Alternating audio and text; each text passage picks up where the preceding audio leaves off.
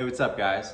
Have you heard of robotaxis? You want to know how robotaxis are going to replace short-haul flights so you could take a nice ride in a futuristic car? Or you want to know if you should invest in Tesla because robotaxis are going to shoot up the stock? Then you're in the right place. So have you ever had to choose between driving or flying somewhere?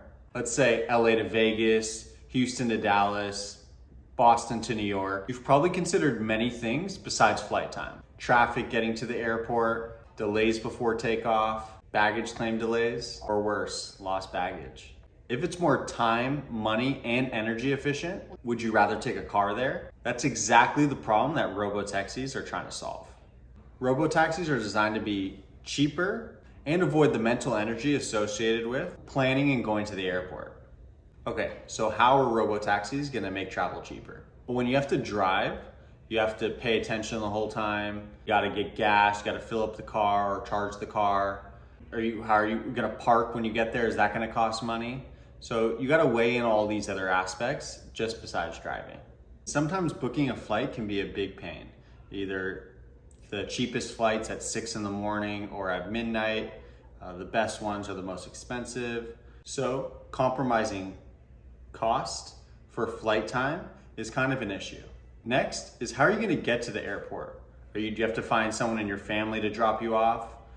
Are you gonna drive there and park, expensive parking at the airport? Are you gonna call an Uber? And the traffic at airports sometimes is absolutely horrible, especially from LA. LAX, you could be 3 hours early and then it takes an hour to get to your terminal.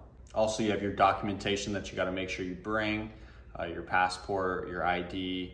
If you forget one of those, you're basically not flying that day. Next, you have to check into your flight, security. I've gone through extremely long security lines. These are other problems that you have to weigh when you're booking a flight. Another one, which I hope this changes soon, is you either have to pay a ridiculous amount of money to get good Wi-Fi on the plane, or you're using if they have a TV on it. I guess if it's a short flight, it doesn't really matter that much, but you better have something downloaded on your phone or you could be bored out of your mind. And that's if your flight takes off without any delays. So this is where robotaxis come in. You get picked up at your house, use electricity, not gas, which is cost efficient and better for the environment. You could lean back, watch TV, go to sleep, play video games, do whatever you want. No security lines, no baggage claim issues, and no airport wait times. Imagine, you just wake up in the morning, you look on the app, you feel like going to Vegas for the weekend, or you're in Seattle and you're like, I wanna go to Portland.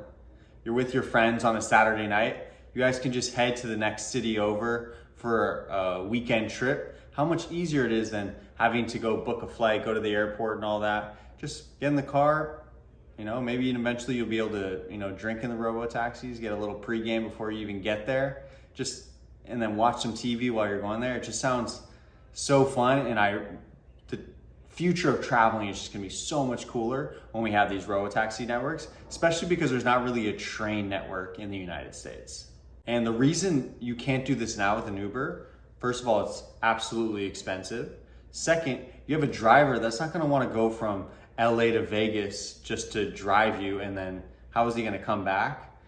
It just doesn't make sense. But when the car is driverless, it's just so much easier to be making these bigger city trips without the hassle of having to drive by yourself or go to the airport for just an hour flight, when it would just be so much easier at the drop of a hat.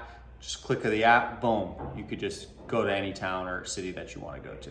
All right, let's address the obvious. Robotaxis can go on longer trips than an Uber can do, and also have the privacy that you wouldn't necessarily have in an Uber or on a flight. But obviously, like any electric car, robotaxis are going to need to charge. And potentially, depending on how long your trip is, might have to stop off at a nearby station to recharge. So these Tesla supercharging stations are already all over the country. They have close to 30,000 in the United States. And by the end of 2024, a deal Biden just announced with Tesla is that they're gonna double their supercharging stations to 60,000 by the end of 2024, which is really exciting news for Tesla. The amazing thing is Most of these trips are under 400 miles anyways, so you're not gonna need to stop at nearby charging stations to get all the way to your destination. So now you've seen the inconveniences of planes or driving yourself and the conveniences of a robotaxi.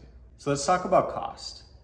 Musk has said before that he wants the robotaxi to be the cheapest cost per mile or kilometer of any transportation mode.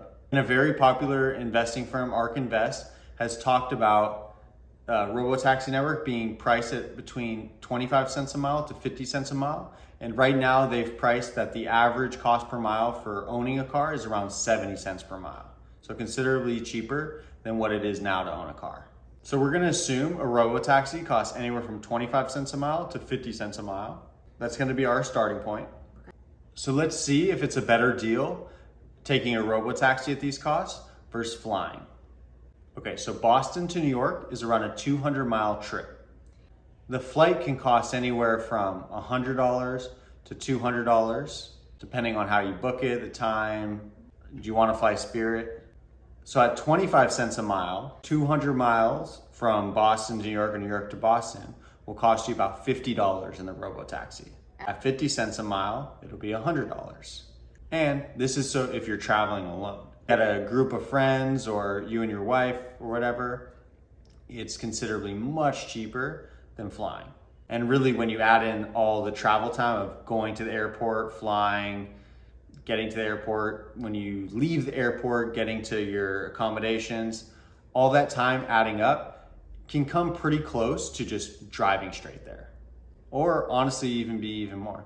So in addition to the money saving, there's a time saving, and to me, just a lot easier on the brain. It'd be so much simpler to just, whenever you want to go, just book it on the app, boom, you just go. Instead of having weeks before booking your flight, who's taking me to the airport, all the issues that come with booking it, it's just so much easier, in my opinion, if travel was like this. Also, it's way cheaper than what an Uber is today because you got to pay for the driver's income. So when people are incentivized to take robotaxis over planes, a lot of these short haul flights are going to be eliminated by robotaxis.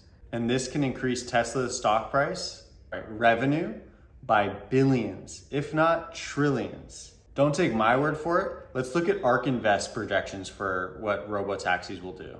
In Ark Invest Big Ideas, they believe autonomous taxis could generate $4 trillion in revenue in 2027 and $9 trillion in 2030. What percentage is Tesla going to take out of this? Personally, I think Tesla is going to be majority of that, if almost all. I don't know if I can't see the competition coming and catching up to Tesla in autonomous driving, but even if it's 25% of this, that's $1 trillion in revenue in 2027. And if they keep that quarter, that's almost 2 to 3 trillion in 2030, just from their autonomous taxis. We're not even talking about Megapacks and all the other sides of Teslas. With that, I'm going to point you to my video about robotaxis if you want to learn a little bit more of how I think it's $1 trillion opportunity. Thank you guys for watching. My name is Sean. I'm a Tesla Hyperbull, and I'll see you guys next time.